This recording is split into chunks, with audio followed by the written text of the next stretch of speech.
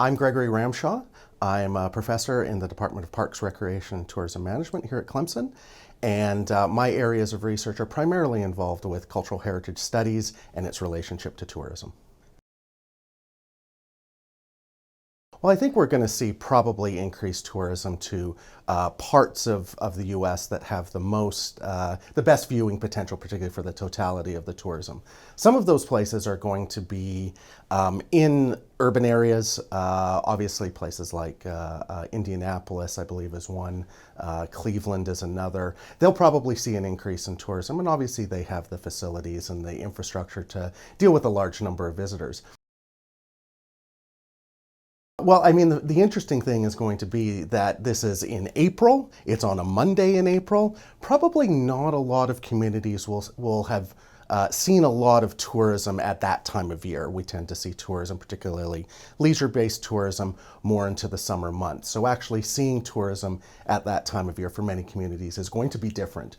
I think many communities are also going to see tourists unlike the numbers that they've ever seen before. Many small rural communities might have smaller events throughout the year, might be used to hosting hundreds of visitors. In some cases, I can imagine communities, particularly rural communities, that are in the totality path of the eclipse are going to see thousands of visitors in many cases. And a lot, of course, will depend on location to other major communities, how easy it is to get there, as well as whether or not it is a prime viewing location for the eclipse.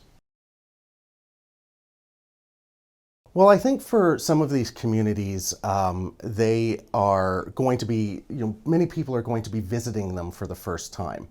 So a lot of visitors might never have thought of going to some of these communities except for this event. So it's going to have a chance for these communities to experience tourism in ways that maybe they hadn't necessarily before.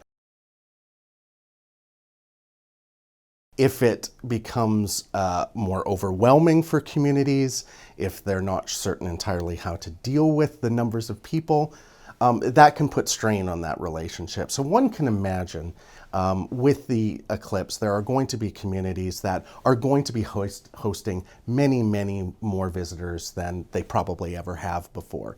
That might strain things like their infrastructure, whether or not there are enough restrooms, whether or not there are restaurants or service stations in order to service the tourists. And that can put a bit of a strain because both guests and locals are using the same resources.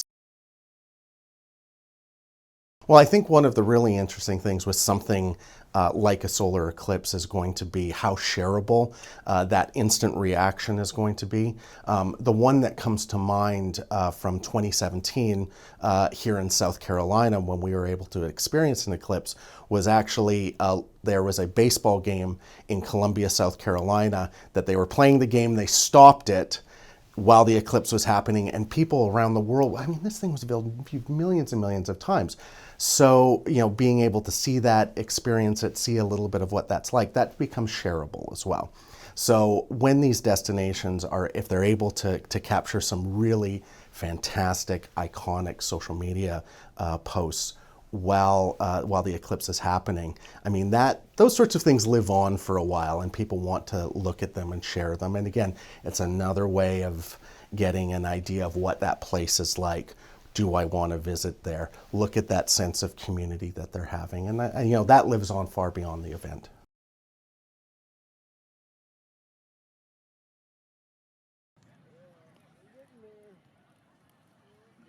Now, where'd you find those cool glasses? Dad bought them for us for Christmas because we've been planning to do this for Oh, years. that's awesome.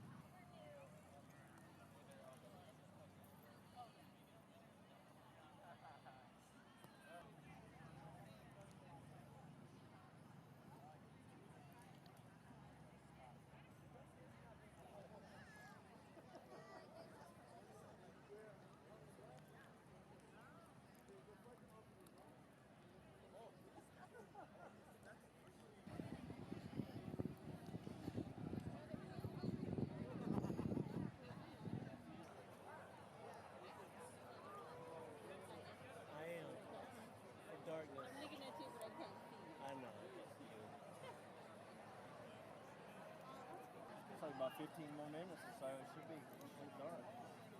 2:37. What time is it now?